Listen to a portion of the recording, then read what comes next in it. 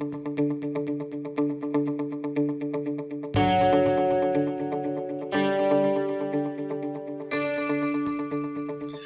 welcome to this lecture on thinking through this decision of car purchase.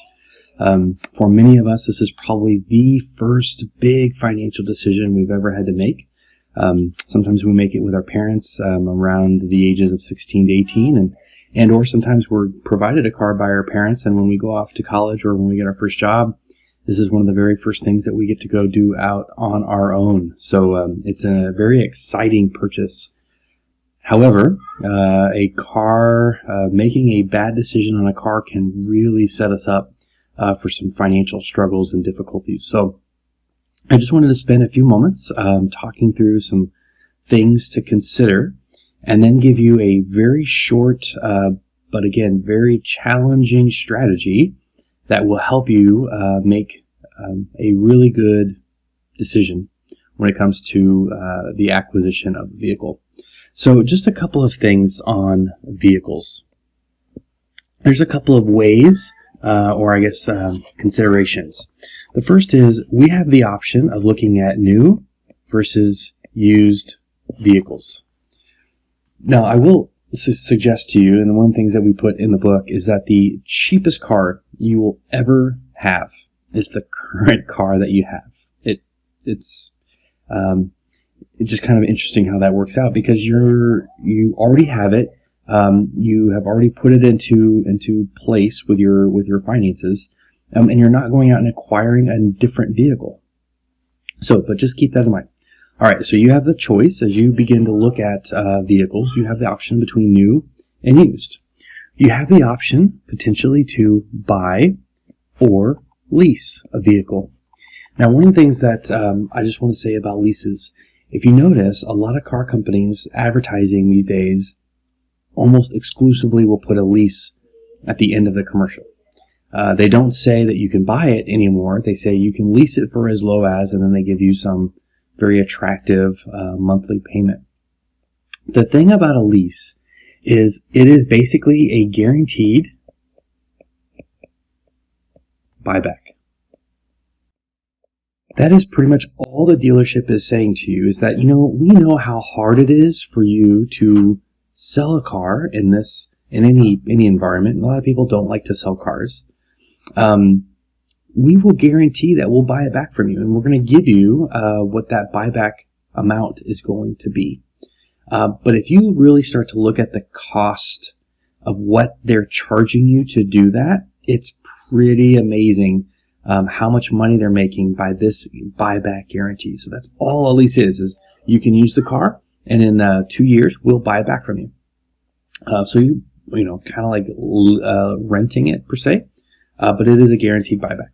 The other thing that we have is, do we pay cash or do we use credit? Now, I would go to say that the best means of purchasing any vehicle is going to be cash. And the reason that is because, as almost all of us know, cars depreciate in value. They are building and bringing new cars to market all of the time. So the vehicle that you have will lose value pretty quickly. Some people say as soon as you drive it off the lot, I don't know if that's true. I've never actually done any research on that. But nevertheless, your car loses value. Well, credit is costing you money. So not only is the asset that losing value, but the cost of purchasing that is increasing in value by that amount of interest that you're being charged to purchase it. So it's a double whammy, I think, for those that are using credit to purchase vehicles. So these are just three strategies or three considerations as you explore the idea of getting into a vehicle. I just want to highlight a couple of things. The book, I think, gives a few more details, but before you really decide whether or not you need a different vehicle, you want to consider, is the maintenance cost getting too much? Am I spending more money keeping up this car than I am in getting a new car? And then the other thing is this car still safe? As cars are used, as they get mileage on them, things start to break down. We all know that. And is there a safety concern that I have with this vehicle? So what I would like to do, just in this short amount of time left, is just give you a very brief strategy. And it's very simple. It's pay your car payment first. Oops. Before you even buy a car. So let me tell you how this is going to work out. You are considering buying we'll say a $10,000 car, and you want to buy it today. Okay, you don't have $10,000, so you're gonna go to a car dealership or to CarMax, or you're gonna go find a car. And in that case, if you don't have the cash to buy it, what are you going to do? Well, you're going to have to borrow for that. And you're going to make monthly payments. And when you go to the bank and you get your financing in order, they're going to say, hey, this car payment is going to be, well, I'll just use a number, $250 a month. Is that something that you can afford? And you'll look at your budget and you'll say, yeah, I can afford that. All right. So instead of going through that, what I'm going to ask and suggest is that you take that, $250 a month in this example, and you put it into your account. So you are going to start making your car payments before you actually buy the car. So all we're going to do is flip the process, right? In the example that I just provided, you are getting the car first and then making the payments later. Now what we're going to do is we're going to make the payments first and get the car later. Okay, we're going to actually put the money aside first in order to get the car. And you're going to put that into your account, and that account is going to grow. And then in 3 years or 4 years, whenever you would have paid off the car, you're going to have not only the principal amount that you have put into that account, but you're also going to have the interest that's been accruing. So now you have cash that you can go in there into a dealership or into an individual. And with cash, you have a lot of bargaining power. Most people don't realize that when you're walking into a dealership, if you can say, I will write you a check for this amount of money for that vehicle, that changes the game in your favor. Rather than saying, well, I can't afford it, I don't have, and they'll say, well, we have great financing for you. And I will tell you, the financing will always work in their favor. Now, once you have the amount and you're ready to go purchase the car, you go purchase the car, but you don't stop making your payments.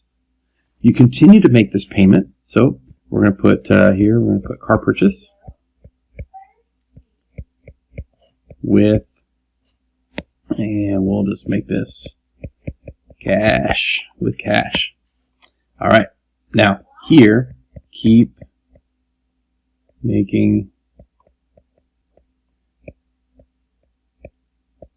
payments. And the reason you're going to keep making payments is because we know that the car that you just paid with cash for is going to need to be replaced at some point in the future. And when that occurs, you're going to have this bucket of money ready to use for that next car payment. And you're going to be able to make or perhaps even buy a much more exotic or elaborate or fancy car than you might have been able to buy originally. And then, guess what? Keep doing it. Keep making your payments. So, I know this is crazy, but all you're doing is you're rearranging the transaction. You were saying, I'm going to pay first the $250, and then I'm going to go buy the car, and then I'm going to continue to make my payments for the next car. So I'm funding the account first to then go purchase that car. The other way is go get the car first. Gratify yourself, give what you want first. And then let's just see that if we can make the payments in the future. Remember, the financing that you get is always going to benefit the company or the firm that is doing the financing. They are in it for a profit. By putting your money in the bank, not only are you putting that money aside first, you're also accruing interest. you don't have to put as much down in order to have the same amount in 3 or 4 or 5 years, however long it takes. So the sooner you start this process, the sooner you're going to be able to have a nice car, if that's really what you want, a nice car, and you're only continuing to make $250 a month payments because you're paying cash. So great strategy. I hope it helps giving you some ideas regarding auto decisions.